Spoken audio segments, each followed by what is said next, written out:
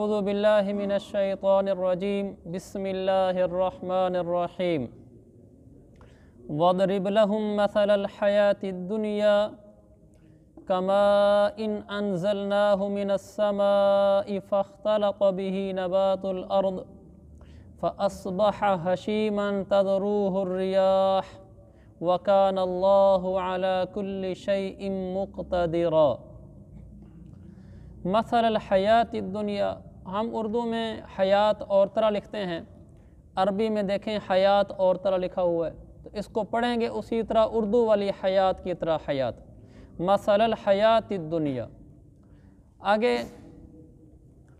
انزلناہ من السماء، الف کو کھینچیں گے، فاختلط میں وہی قاعدہ ہے کہ الف سے پہلے فا پر زبر ہے اور الف کے بعد جو اگلا حرف ہے اس پر جزم ہے، تو اس کو فاخ نہیں پڑھیں گے، فخ پڑھیں گے، الف کو ختم کر دیں گے درمیان سے۔ فَأَصْبَحَ حَشِيمًا تَذْرُوهُ الرِّيَاحُ، اس کو الرِّيَاحُ پڑھیں گے، ریاح، یا کو کھینچ کر۔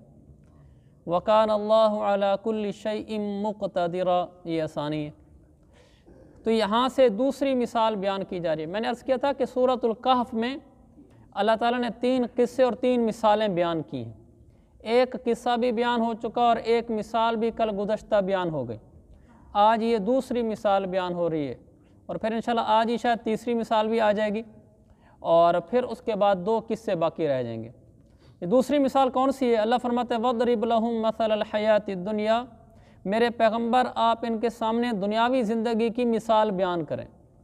کیسی مثال ہے دنیاوی زندگی کی؟ اس کی مثال ایسی ہے جیسے پانی ہو جس کو ہم نے آسمان سے برسایا، اور پھر زمین کی نباتات، زمین کا سبزہ اس کے ساتھ مل کر خوب گھنا ہو گیا۔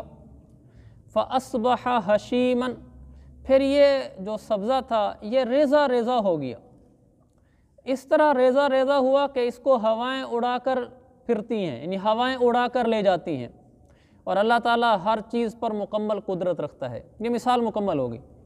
مثال اللہ تعالیٰ نے یہ دی ہے کہ دنیا کی جتنی زندگی ہے اس کی مثال اللہ فرماتا ہے ایسے جیسے زمین پہ کچھ نہیں ہوتا، اللہ آسمان سے پانی برساتا ہے، پھر ہم دیکھتے ہیں اس میں فصلیں اگ جاتی ہیں، پھول اگاتے ہیں، پھل اگاتے ہیں، لہلہاتی ہوئی ایک خوبصورت خوشنما فصلیں اور باغات تیار ہو جاتے ہیں۔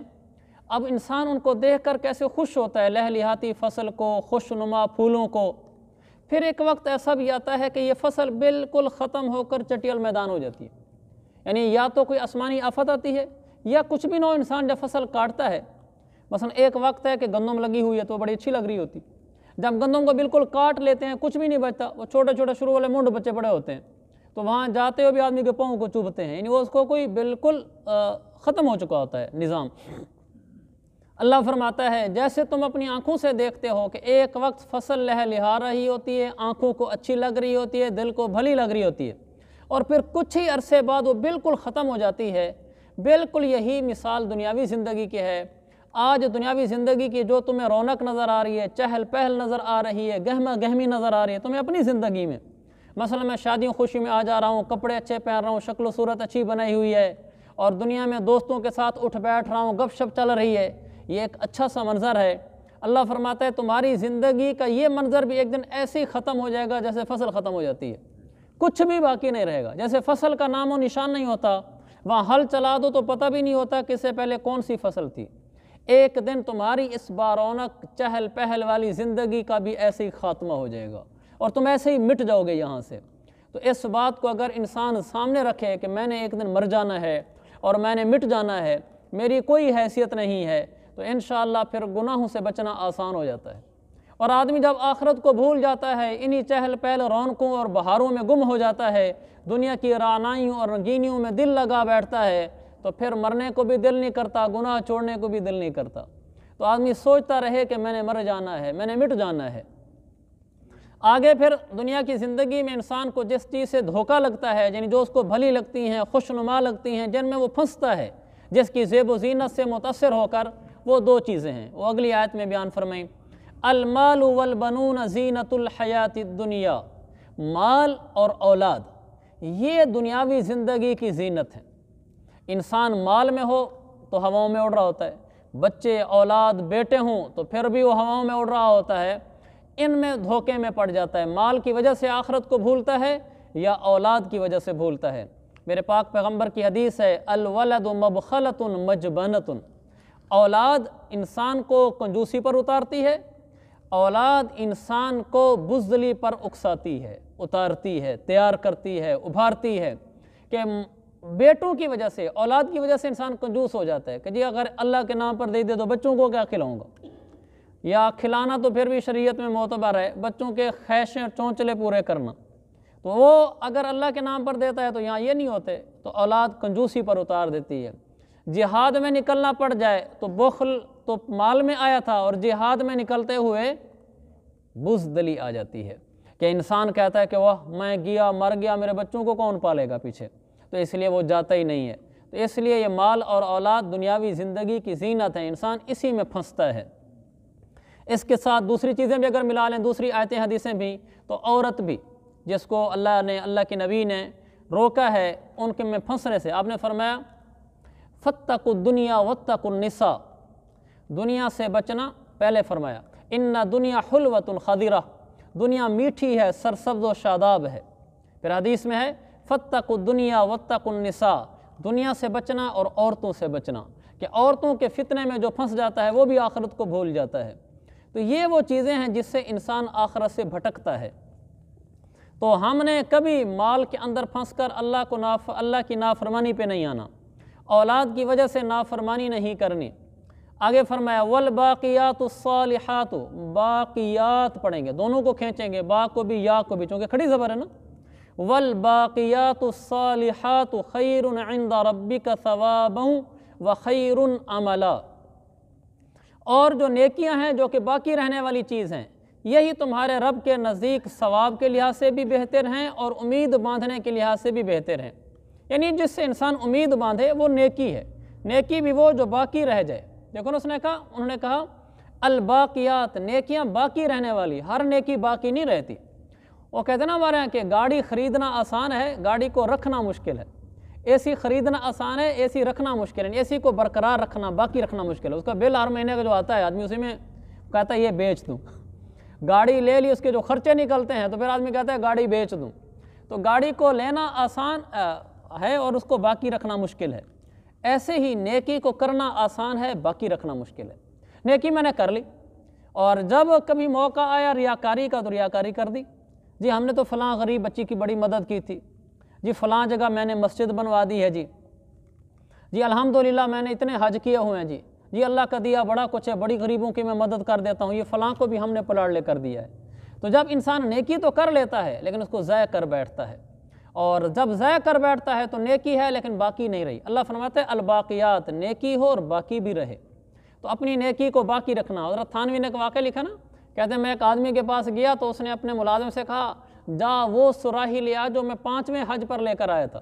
حضرت تھانوی نے کہا چلو سراہی تو تیرے پاس آ گئی، حجوں کا پتہ نہیں ہے کہ ہے یا نہیں ہے، کیونکہ آپ نے خود کہہ دیا 5ویں حج پر لے کر آیا تھا، اس کی کیا ضرورت تھی بتانے کی جی 5ویں حج پر لے کے آیا تھا، تاکہ پتہ چلے جی 5واں حج ہو چکا ہے میرا۔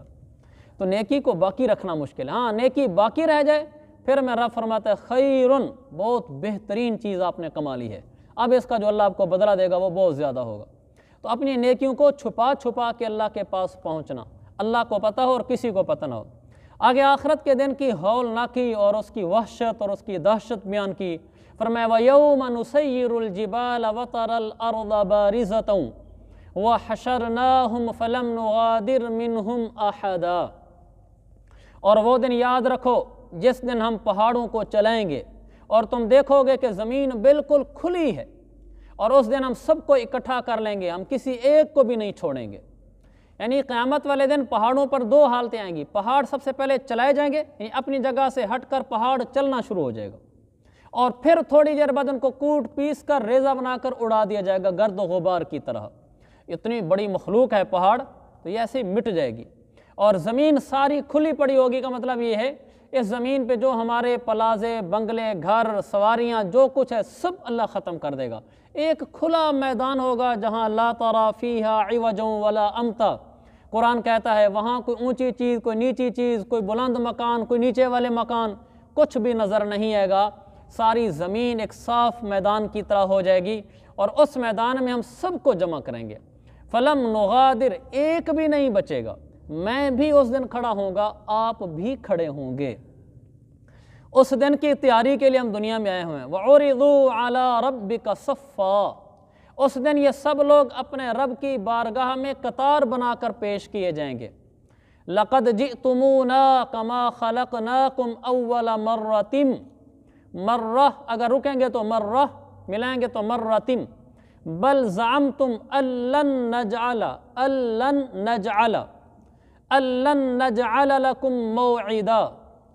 کیا خوبصورت جملہ ہے۔ اللہ تعالیٰ فرماتے ہیں ہم کہیں گے لَقَدْ جِئْتُمُونَا كَمَا خَلَقْنَاكُمْ أَوَّلَ مَرَّةٍ، آخر ہمارے پاس اسی طرح آ گئے ہو نا جس طرح ہم نے تمہیں پہلی دفعہ پیدا کیا تھا۔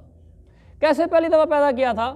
اکیلے آئے تھے، کپڑا نہ تھا، مکان نہ تھا، پیسہ نہ تھا، بولنے کی طاقت نہ تھی، کچھ نہ تھا، ہم اس طرح دنیا میں آئے تھے۔ جب اللہ کے پاس جائیں گے اکیلے جائیں گے، مال نہ ہوگا، کپڑا نہ ہوگا، جائیداد نہ ہوگی، مکان نہ ہوگا، بولنے کی طاقت بھی اس لحاظ سے نہ ہوگی کہ اللہ تعالیٰ کے سامنے ہم بولنے کے لحاظ سے اختیار نہیں رکھتے ہوں گے۔ اس دن اللہ تعالیٰ فرماتا ہے یوم نختم علی افواہہم، سورہ یاسین، ہم لوگوں کے منہوں پر مہریں لگا دیں گے۔ پھر کیا کہے گا؟ تکلمنا ایدیہم، ان کے ہاتھ ہم سے بولیں گے، وتشہد ارجلہم، ان کے پاؤں اور رانیں ان کی گواہی دیں گی کہ کیا کرتے رہے ہیں۔ زبان پہ مہر لگ جائے گی۔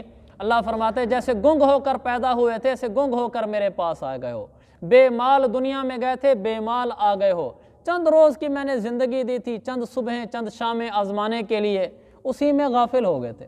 پھر فرمائے گا لقد جئتمونا، آ گئے ہو نا میرے پاس، بل زعمتم، تم نے تو یہ سمجھ رکھا تھا کہ ہم نے تو کوئی قیامت کا دن مقرر ہی نہیں کیا۔ جو کافر ہیں وہ تو عقیدے کے لحاظ سے سمجھتے ہیں کہ قیامت کا دن مقرر ہی نہیں ہے، اور ہم لوگ عمل کے لحاظ سے سمجھتے ہیں جیسے مرنا ہی نہ ہو، جیسے قیامت کا دن ہو ہی نہ، بس ادھر ہی رہنا ہو۔ جب ہم کسی کی جائیداد کھا رہے ہوتے ہیں، غصہ کر رہے ہوتے ہیں، نماز چھوڑ رہے ہوتے ہیں، ہمیں یاد ہوتا ہے کہ ہم نے مرنے کے بعد اٹھنا ہے، کوئی مرنے کے بعد دن بھی ہے۔ جب زکوٰۃ نہیں دے رہے ہوتے، عشر نہیں دے رہے ہوتے، ہمیں یاد آتا ہے کہ میں نے مرنے کے بعد حساب بھی دینا ہے، سارا بھولا بیٹھا ہوتا ہے۔ تو اللہ تعالیٰ فرماتے ہیں تم تو یہ سمجھتے تھے نا کہ مرنے کے بعد کوئی وقت مقرر نہیں ہے۔ وَوُضِعَ الْكِتَابُ، نامہ اعمال سامنے رکھ دیا جائے گا۔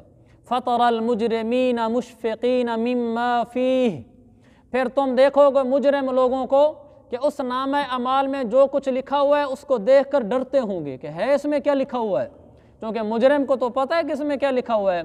وَيَقُولُونَ، اور یہ کہیں گے یا ویلتنا ما لِهَذَا الْكِتَابِ لَا يُغَادِرُ صَغِيرَةً وَلَا كَبِيرَةً إِلَّا أَحْصَاهَا، کہیں گے ہے ہماری بربادی، اس نامہ اعمال کو کیا ہو گیا ہے، اس نے نہ کوئی چھوٹا عمل چھوڑا نہ بڑا چھوڑا، سارے ہی لکھ ڈالے، ہمارا ہر چھوٹا بڑا عمل لکھا ہوگا۔ وَوَجَدُوا مَا عَمِلُوا حَاضِرًا، جو عمل کیے ہوں گے سب اعمال وہاں حاضر ہوں گے۔ وَلَا يَظْلِمُ رَبُّكَ أَحَدًا، تمہارا رب کسی پر ظلم نہیں کرے گا۔ ہر انسان کو صغیرۃ ولا کبیرۃ، چھوٹا عمل کیا تھا لکھا ہوگا، بڑا عمل کیا ہوگا لکھا ہوگا۔ لہذا میں سے کیا پیغام ملا؟ کسی بھی نیکی کو چاہے وہ چھوٹی ہو اس کو ہلکا نہیں سمجھنا چاہیے، کسی بھی گناہ کو بھلا وہ چھوٹا سا ہو اس کو ہلکا نہیں سمجھنا چاہیے۔ بعض دفعہ چھوٹی سی غلطی ہوتی ہے اور انسان اللہ کی پکڑ میں آ جاتا ہے۔ مثلا صحیح بخاری کی روایت ہے اور آپ نے بھی سنی ہوگی، امام بخاری نے ادب المفرد میں نقل کی ہے کہ ایک عورت تھی، اس نے ایک بلی کو گھر میں پالا ہوا تھا، اس کو باندھ کے رکھا اور اس کو کھانے پینے کو کوئی چیز نہیں دی، وہ بلی اسی میں مر گئی۔ اللہ تعالیٰ نے اس بات پر اس عورت کو عذاب میں ڈال دیا کہ تو نے اس بلی کو جب باندھا تھا تو اس کی خوراک کا انتظام کیوں نہیں کیا۔ اللہ پکڑنے پہ آئے تو اس طرح پکڑ لے کہ بلی بھوکی مار گئی، انسان سے پوچھا جا رہا ہے۔ اور اسی طرح چھوٹی چھوٹی باتوں پہ ہمیں اللہ سے ڈرنا چاہیے، کسی گناہ کو یہ نہیں سمجھنا چاہیے اچھا تھی تو بلی ہی نا، میں نے کون سا انسان مارا ہے یا میں نے کون سی بلی خود ماری ہے، بس خود مر گئی ہے، ایسا نہیں سوچنا چاہیے، کیا پتہ اللہ کس بات پہ پکڑ لے۔ اسی طرح ایک محدث کے بارے میں لکھا ہے، بڑے واعظ تھے، محدث تھے، ساری زندگی انہوں نے اللہ اللہ بولی کہ اللہ سے ہوتا ہے، اللہ کے غیر سے کچھ نہیں ہوتا۔ انتقال ہو گیا، کسی نے خواب میں دیکھا تو پوچھا حضرت کیا ہوا؟ کہنے لگے میں اللہ کی بارگاہ میں پیش ہوا، अल्लाह ने पूछा क्या लाए हो, तो मैंने कहा या अल्लाह और तो लाया कुछ नहीं, तौहीद लाया हूँ, कि सारी ज़िंदगी अल्लाह को बोला और अल्लाह की अज़मत को बोला। अल्लाह ताला ने फरमाया अच्छा अईना लैलतुल लबन, तौहीद का कहता है वो दूध वाली रात किधर गई, तो कहते हैं मैं एकदम सरपटा गया। अल्लाह ने फरमाया कि एक वक्त तुम सुबह दरस हदीस के लिए आए, यानी सारी ज़िंदगी कुरान हदीस में गुजरी, अल्लाह हम सबको नसीब फरमाए। कहा तुम सुबह दरस हदीस में आए तो शागिर्दों ने पूछा, आपने कहा कि मेरे पेट में दर्द है, तो शागिर्दों ने पूछा कि हज़रत क्या वजह है, किस वजह से दर्द हुआ, तो तुमने कहा था रात का पड़ा हुआ दूध सुबह पी लिया था तो उस दूध से पेट में दर्द हो गया। पेट में दर्द मैं भेजता था या दूध भेजता था? दूधों से पेट ख़राब होते हैं या मेरे हुक्म से पेट ख़राब होते हैं? तो तू कहता है तौहीद तौहीद, कहाँ तौहीद लाया है तू? का फिर अल्लाह ने कहा चलो मैं तुम्हें अपनी रहमत से मुआफ़ करता हूँ। तो अल्लाह पकड़ने पे आए तो इन बातों पे पकड़ ले कि रब है, हक पर है, और हमें तो खैर वो हर बात पे पकड़ सकता है, हमारा तो कोई अमल ही दिखलाने के काबिल नहीं ना। तो किसी अमल को, छोटे को भी ये नहीं समझना छोटा सा गुनाह है। ऐसी 2-3 किस्से आपको नेकी के सुना देता हूँ कि वो हमारी शरीयत का दस्तूर है ना कि गुनाह और नेकी साथ साथ, जहन्नम और जन्नत साथ साथ, ऐसा ना हो कि डर जाओ। और नेकी पर भी अल्लाह ताला बाद छोटी छोटी नेकी पे अल्लाह बख्शिश फरमा देता है। मलका ज़ुबैदा का रहमतुल्लाह अलैहा का नाम सबने सुना है, वो है मलका थी, बादशाह की बीवी थी। सबसे बड़ा उसका जो कारनामा मशहूर है वो आपको मालूम होगा, कौन सा? नहर ज़ुबैदा, माशाअल्लाह, आप सबको मालूम है, और आप में से बहुत सारों ने देखी भी होगी माशाअल्लाह। वो हरम शरीफ जाएँ हज उम्रे के लिए, फिर वहाँ से अरफात जाएँ तो अब भी उसके आसार क्या, वो नहर ही बाकी है। तो आदमी उस नहर को देखे तो सोचे कि आज से कई सदियाँ पहले उन्होंने तैफ से ये नहर खुदवाई और मक्का में ले आई। तैफ से नहर खुदवाई और मक्का में ले आई, पहाड़ों से गुजरा के, ना मौजूदा मशीनरी, ना मौजूदा आलात, ना मौजूदा इंजीनियरिंग, कुछ भी नहीं, और पैसे को पानी की तरह बहा कर उसने कहा मुझे नहर चाहिए।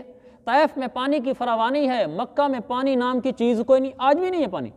अब वो जो पानी वो टूटी खोल के बैठ जाते हैं ना, वो नीचे टैंक भरे पड़े होते हैं, वो कौन सा ज़मीन से निकल रहा होता है। तो उसने नहर खुदवा दी ताकि हाजी जब अरफात में आते हैं, पानी की कमी होती है तो पानी की कमी ना हो। तो उसका बहुत बड़ा कारनामा था। तो फौत होगी तो किसी ने पूछा कि ज़ुबैदा क्या हुआ, कहने लगी कि अल्लाह ने बख्शिश कर दी। तो उस ख्वाब देखने वाले ने कहा बख्शिश तो होनी थी कि नहर ज़ुबैदा खुदवाई है तुमने। तो कहने लगे नहीं नहीं, इस पर बख्शिश नहीं हुई। कहा किस पर हुई है? कहा मेरे रब ने मुझे कहा कि ज़ुबैदा हमारे पास तू क्या लाई है? तो मैंने कहा या अल्लाह और तो कुछ नहीं किया, एक नहर खुदवाई थी। तो अल्लाह ने फरमाया हमारे पास तेरी एक और नेकी है जिस पर हम तुझे बख्शते हैं। वो क्या नेकी है? कि एक वक्त था दस्तरखान लगा हुआ था, रंग बरंग किस्म के खाने लगे हुए थे, और तूने खाने के लिए हाथ बढ़ाया, लुकमा उठाया, मुंह के करीब ले गई, इतने में मुअज्जिन ने कहा अल्लाहु अकबर अल्लाहु अकबर। तूने सर पे देखा दो बट्टा नहीं है, और तूने वो लुकमा पसंद वाला नीचे रख दिया, मेरे नाम की ताज़ीम की और अपने सर पे दोबट्टा कर लिया, फिर लुकमा उठाया, इस पर हम तुझे बख्शते हैं। मेरा रब बख्शना चाहे तो इस पर बख्श दे के दोबट्टा सर पे रखा अल्लाह का नाम सुनकर, और पकड़ना चाहे तो छोटी सी बात पे पकड़ ले। तो मैं किसी नेकी को हल्का नहीं समझना चाहिए। और वो वाक़या भी मारूफ़ है, बुखारी की हदीस है, फ़ाहिशा औरत ने एक कुत्ते को पानी पिला दिया था, उस कुत्ते को पानी पिलाने से मेरे रब ने उसकी बख्शिश कर दी थी। ये वाक़या भी मारूफ़ है। इसी तरह एक मुहद्दिस का वाक़या आता है। मुहद्दिस बैठे थे, तो वो इंतकाल हो गया, किसी ने ख्वाब में देखा, क्या हुआ? कहने लगे कि अल्लाह की बारगाह में पेश हुआ तो अल्लाह ने मेरे अमाल का हिसाब लिया और पूछ-गछ की, तो मैं ये समझा कि बस अब फैसला होने लगा है जहन्नम का। अल्लाह को कौन जवाब दे सकता है? अल्लाह को कोई जवाब नहीं दे सकता। जिनकी बख्शिशें होंगी ना, उन सब की बख्शिशें अल्लाह की रहमत से होंगी। हिसाब किताब में कोई पार नहीं सकता। हज़रत आयशा की हदीस है, मन हुसिबा फ़क़द नूकिशा, जिसका हिसाब किताब हो गया, पकड़ में समझो वो आ गया। हिसाब से कौन पार हो सकता है? अल्लाह मुझे कहे अपनी ज़िंदगी का हिसाब दे, हम तो एक सजदा भी नहीं पेश कर सकते कि अल्लाह के आगे सजदा करें अल्लाह ही अल्लाह और कुछ भी ना हो। कहाँ पेश कर सकते हैं? एक आँख की नेमत का शुक्रिया अदा नहीं कर सकते। वो तो अल्लाह आसानी वाला मामला कराएगा, लोगों को बुलाएगा। बुखारी की हदीस है, हिसाब यसीर होगा कि अल्लाह ताला बस पेश ही करेगा, बुलाएगा और सब तारीफ फरमा कर भेजता जाएगा। जिसको अल्लाह पूछगछ शुरू कर दे, अल्लाह के आगे कौन पार हो सकता है? तो वो मुहद्दिस से अल्लाह ने पूछगछ शुरू कर दी। कहने लगे मैं समझा कि अब फैसला होने लगा है। अल्लाह ने फरमाया हाँ, हमारे पास तेरी एक नेकी है, उस नेकी का हम तुझे बदला देते हैं। तो वो नेकी क्या है? उस नेकी पर जन्नत मिली। नेकी क्या है? का एक वक्त था तूने दवात के अंदर कलम डाला और हदीस लिख रहा था, और उसमें से कलम निकाल कर लिखने लगा तो एक मक्खी आकर उस कलम पर बैठ गई। पुराने ज़माने की दवातें आपने देखी होंगी, अब तो वो पेन सिस्टम आ गया है ना। तो उसमें मुझे खुद अपना बचपन याद है कि वो दवाई होती थी, उसमें कपड़ा हम डालते थे, फिर उसमें स्याही डालते थे, वो सारे हाथ शात गंदे होते थे और होंठ भी फिर गंदे होते थे। तो उसमें से निकालते थे तो उसमें स्याही टपक रही होती थी। कहा वो स्याही उस पर लगी हुई थी तो मक्खी आकर बैठ गई। जब तू लिखने लगा तो मक्खी जब बैठी उसको पीने के लिए तुम्हारे दिल में ये ख्याल आया था, चूँकि अल्लाह तो दिलों को जानता है कि अल्लाह की मखलूक है, प्यासी है, चलो इसको पीने दो, बाद में लिख लूँगा। ये तूने मेरी मखलूक पे तरस खाया था और लिखना छोड़ दिया था, उसको स्याही पीने दी थी, इस पर हम तेरी बख्शिश करते हैं। तो किसी नेकी को हल्का नहीं समझना चाहिए, क्या पता अल्लाह इसी पर ही बख्श दे। वो एक और हदीस मुझे याद आ गई, वो भी सही बुखारी की है। एक आदमी रास्ते में जा रहा था, उसने देखा रास्ते में एक टहनी पड़ी हुई है, तो उसने क्या किया, उस टहनी को वहाँ से हटा दिया, चलो लोगों को यहाँ तकलीफ़ ना हो, वरना टहनी को इतनी बड़ी तकलीफ़ तो नहीं है। हदीस में आता है फ़शकर लहू व गफ़र लह, अल्लाह ने उस आदमी की इस नेकी की कदरदानी की और बख्शिश कर दी। तो किसी नेकी को हल्का ना समझो। हमें कोई कहना जी गाड़ी को धक्का दिलवा दो, ये भी एक बहुत बड़ी नेकी। हमें अगर कोई कह देता है कि छोटा मोटा काम भी, जी आप हमारे घर के सामने गाड़ी ना खड़ी किया करें, मोटरसाइकिल ना खड़ी किया करें, हम पीछे कर दें, कोई हर्ज की बात नहीं है। किसी के साथ कोई छोटा सा भला हो गया, अल्लाह उसी पर ही में बख्श सकता है। हर नेकी को पकड़ने की कोशिश करनी चाहिए और हर गुनाह से बचने की कोशिश करनी चाहिए। अल्लाह फरमाता है ला युगादिरु सगीरतन वला कबीरतन, बड़े तो बड़े अमाल होंगे, छोटे भी वहाँ लिखे हुए होंगे। तो हमें अल्लाह ताला नेकियों वाला बनाए और गुनाहों से बचाए। व इद कुलना लिल मलाइकति सुजुदू लिआदम, लिआ पढ़ने, लिआदम फसजदू इल्ला इबलीस, मद है ना सबके ऊपर, इल्ला इबलीस। ये तीसरी मिसाल है जो इबलीस की हज़रत आदम अलैहिस्सलाम के साथ वाक़या हुआ, उसके अल्लाह में मिसाल बयान करता है कि वो वक्त याद करो जब हमने फ़रिश्तों से कहा था कि आदम को सजदा करो, सब फ़रिश्तों ने सजदा कर दिया, इबलीस ने नहीं किया। काना मिनल जिन्नी फफसका अन अम्र रब्बी, वो शैतान जिन था, वो इबलीस जिन्नात में से था, उसने अपने रब की नाफरमानी की। अफ़तत्तखिज़ूनहु तत्तखिज़ू अफ़तत्तखिज़ूनहु व ज़ुर्रियतहु औलिया मिन दूनी वहुम लकुम अदुव। अच्छा, मिन दूनी पर अगर रुकेंगे फिर भी मिन दूनी पढ़ेंगे, ये नहीं है कि अगर यहाँ रुकेंगे तो मिन दून पढ़ देंगे। मिन दूनी वहुम लकुम अदुव, यहाँ अगर रुकेंगे तो अदू नहीं पढ़ेंगे कि वो पर जज्म पढ़ दें, अदू। जिस हर्फ पर शद आ जाए अगर वहाँ स्टॉप भी करें तो उस हर्फ को पढ़ना होता है। अगर नहीं रुकेंगे तो अदुवन पढ़ेंगे, और अगर रुकेंगे तो अदुव वो आएगी, अदुव। बि'सा लिज़्ज़ालिमीन बदला। अल्लाह ताला फरमाता है क्या तुम इबलीस को यानी शैतान को और उसकी औलाद को मुझे छोड़कर अपना दोस्त बनाते हो, हालांकि वो तो तुम्हारे दुश्मन हैं और ज़ालिमों के लिए बहुत ही बुरा मुतबादिल है, यानी शैतान को अपना रखवाला और दोस्त बना लेना। इसमें अल्लाह ताला ने फरमाया कि आदम अलैहिस्सलाम और इबलीस का वाक़या देखो, अल्लाह ने कहा कि सजदा करो, उसने सजदा नहीं किया। यहाँ इस मिसाल को बयान करके हमें क्या समझाया गया है? ये समझाया गया है कि शैतान जो मरदूद हुआ वो तकब्बुर की वजह से हुआ, लिहाजा तुमने तकब्बुर नहीं करना, अपने आप को बड़ा नहीं समझना, मैं कोई चीज़ हूँ, ये तो छोटा आदमी है, हम बड़े लोग हैं, ये नहीं कहना। बड़ा सिर्फ अल्लाह है बस, बाकी बादशाह हो या गदा हो सब छोटे हैं उसके सामने। और दूसरा पैगाम ये मिला है, अल्लाह ताला ने फरमाया क्या तुम उस शैतान को और उसकी औलाद को दोस्त बनाते हो। शैतान की औलाद का क्या मतलब है? जो लोग भी शैतान की रास्ते, शैतान की राह पर चलते हैं, गोया कि वो भी शैतान की औलाद है। तो हमें ऐसे लोगों को अपना दिली और गहरा जिगरी दोस्त नहीं बनाना चाहिए जो शैतान के रास्ते पर चल रहा हो। मुसलमान होने के नाते हमारा भाई है, दुआ सलाम रखेंगे, उठेंगे बैठेंगे, लेकिन जिससे बहुत गहरे ताल्लुक हों, इकट्ठे बैठ रहे हों, आ जा रहे हों, होटलें घो रही हो, शादी खुशी में शिरकत हो रही हो, ओढ़ना बिछोना एक हुआ पड़ा हो, ऐसा गहरा दोस्त उसको बनाना चाहिए जो दीन पर चलने वाला हो। बाकी इज़्ज़त एहतराम सब मुसलमानों का है। यहाँ हमें ये पैगाम मिला है कि अपनी दोस्ती के मियार को भी देखा करो।